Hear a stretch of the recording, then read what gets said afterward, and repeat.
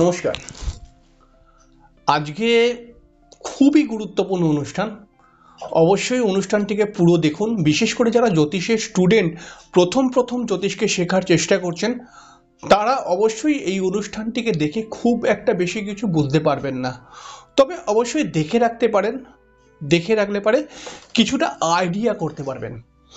এবং যারা জ্যোতিষের কিছুটা জ্ঞান রয়েছে, যারা জ্যোতিষ পেশা করে, তাদের জন্য অনুষ্ঠানটি খুব গুরুত্বপূর্ণ অনুষ্ঠান।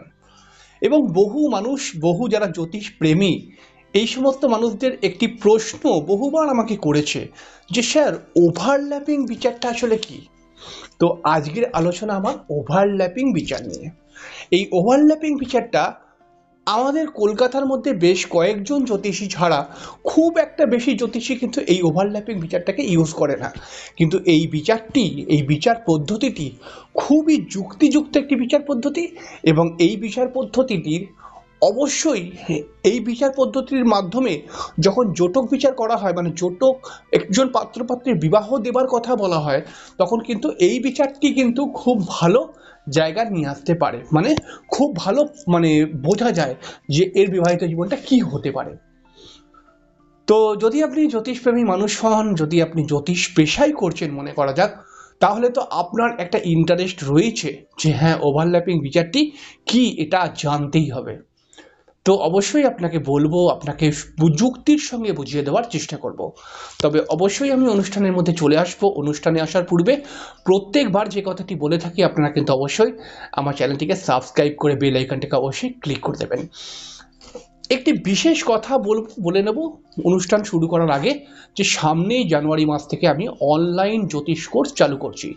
যে সমস্ত ছেলেমেয়েরা অনলাইনের মাধ্যমে নিজের বাড়িতে বসে জ্যোতিষ শিক্ষা অর্জন করতে চায়, জ্যোতিষকে আরও বেশি বুঝতে চায়, আরও বেশি জানতে চায়, এবং জ্যোতিষের, মানে জ্যোতিষ নিয়ে প্রফেশনাল দিকে জ্যোতিষ নিয়ে এগোতে চায়, অর্থাৎ একজন জ্যোতিষ শিখে জ্যোতিষী হতে চায়, তাহলে পারে কিন্তু আমি সামনেই প্রেডিক্টিভ অ্যাস্ট্রোলজির একটি কোর্স তৈরি করছি, বা কোর্স করাচ্ছি।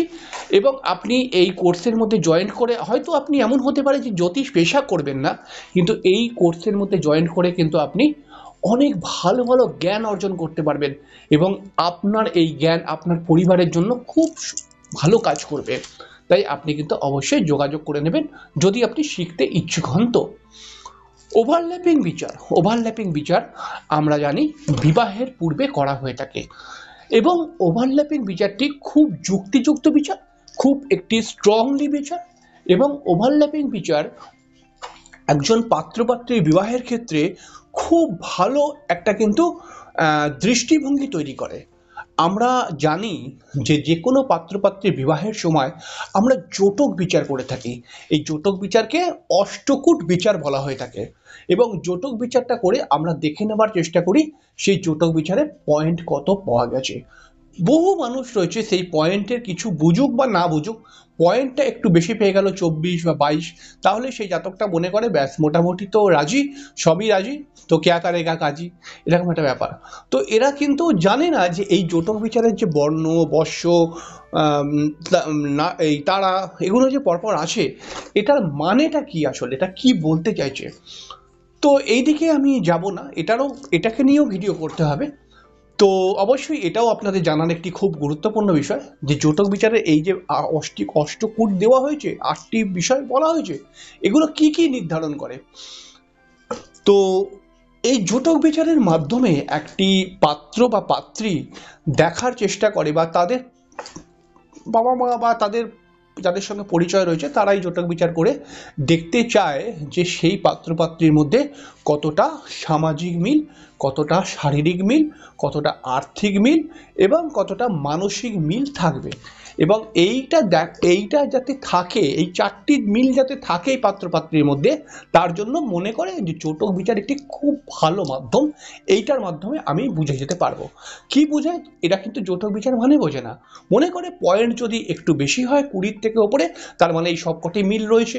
আর পয়েন্ট যদি 20 থেকে নিচে হয়, তাহলে পারে কিন্তু এই মিলগুলো নেই। এরকমই একটা আবঝা ধারণা নিয়ে বহু মানুষ কিন্তু জোটক বিচার করে। কিন্তু এইরকম করে জোটক বিচার করে আপনি হয়তো পয়েন্ট কত পেয়েছে বার করেও নিলেন, তো এতে আপনার কোনো লাভ হবে না।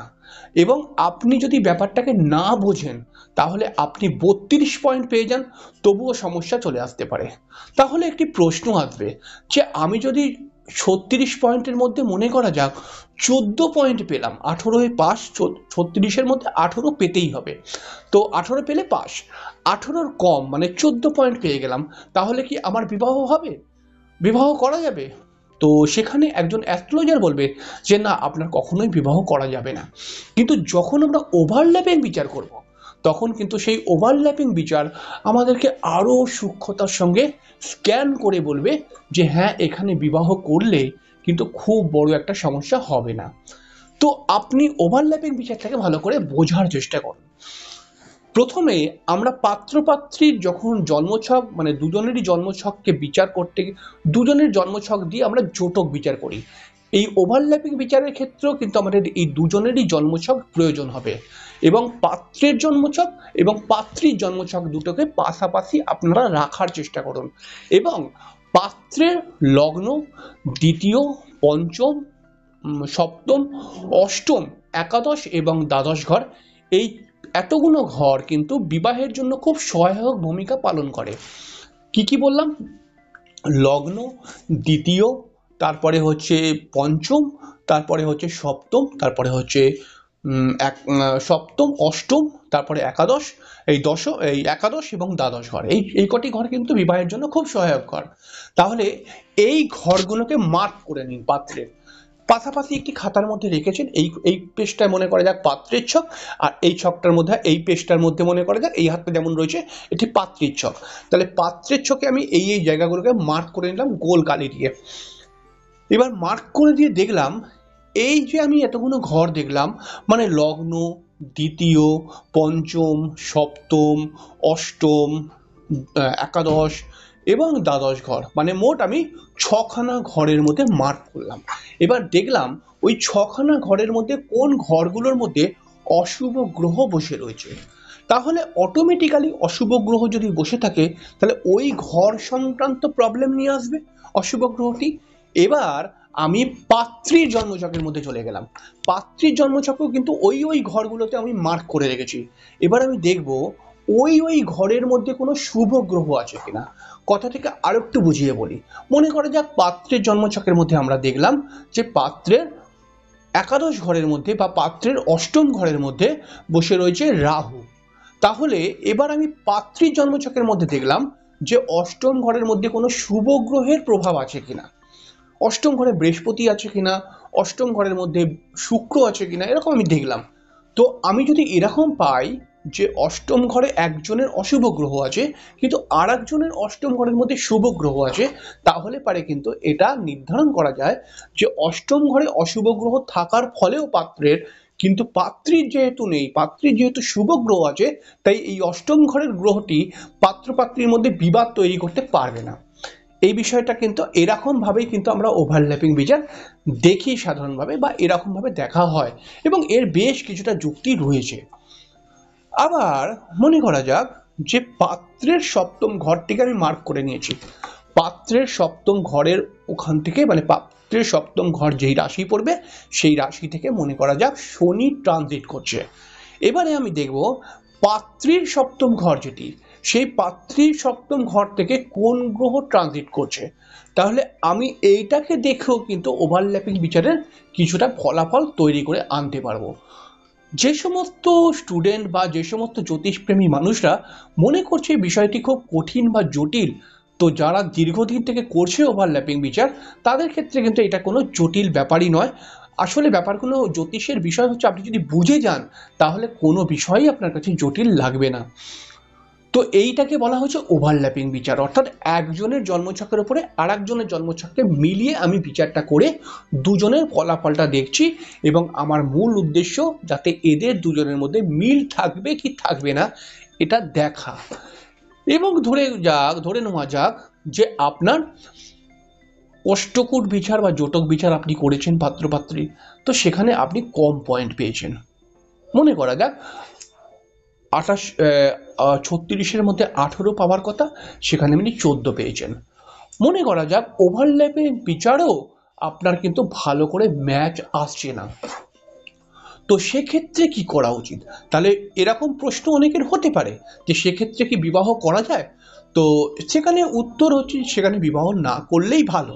তবে এমন কিছু কিছু সম্পর্ক তৈরি হয়ে যায় যেগুলো কিন্তু বিবাহ করবেই, মানে মানে এত প্রেমজ সম্পর্ক তৈরি হয়ে গেছে যার জটক বিচারও ম্যাচিং আসছে না, পয়েন্ট ওভারল্যাপিংও ম্যাচিং আসছে না, কিন্তু এরা বলছে মানে একজন পাত্রপাত্রী বলছে তারা আমরা বিয়ে না করে থাকতে পারবো না, আমাদের বিয়ে করতেই হবে।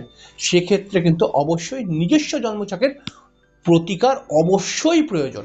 আর এটা ছাড়া যদি বিবাহ করেন তাহলে আপনাদের হাসি মুখে আপনারা বিবাহ করবেন, কিন্তু 1 বছরের মধ্যে বউ দুটো দুঃখের হয়ে যাবে। তো আশা করছি বুঝতে পারছেন। তো বিষয়টাকে এরকমভাবে যদি আপনারা দেখতে পারেন তাহলে পারে কিন্তু অনেকটা ভালো ফল আপনি তৈরি করতে পারবেন। তো যাই হোক, পরের দিনকে আমি জটক বিচার কেমন করে দেখতে হয় এবং জটক বিচারের যে অষ্টকূট রয়েছে তা সেগুলোর বর্ণনা নিয়ে আমি আলোচনা করব এবং সেগুলো কেমন করে দেখতে হবে সেগুলোকে নিয়ে আমি কিন্তু আলোচনা করব। অবশ্যই খাতার মধ্যে লিখে রাখার চেষ্টা করবেন। আজকের অনুষ্ঠানটি এখানেই শেষ করলাম। আপনার মূল্যবান বক্তব্য কিন্তু লিখতে ভুলবেন না কখনোই। যদি অনুষ্ঠানটি ভালো লাগে তাহলে একটি লাইকও দেবেন। তো আজকের অনুষ্ঠান এখানেই শেষ করছি, পরের দিনকে আবার দেখা করব। ততক্ষণের জন্য নমস্কার, অনেক অনেক অনেক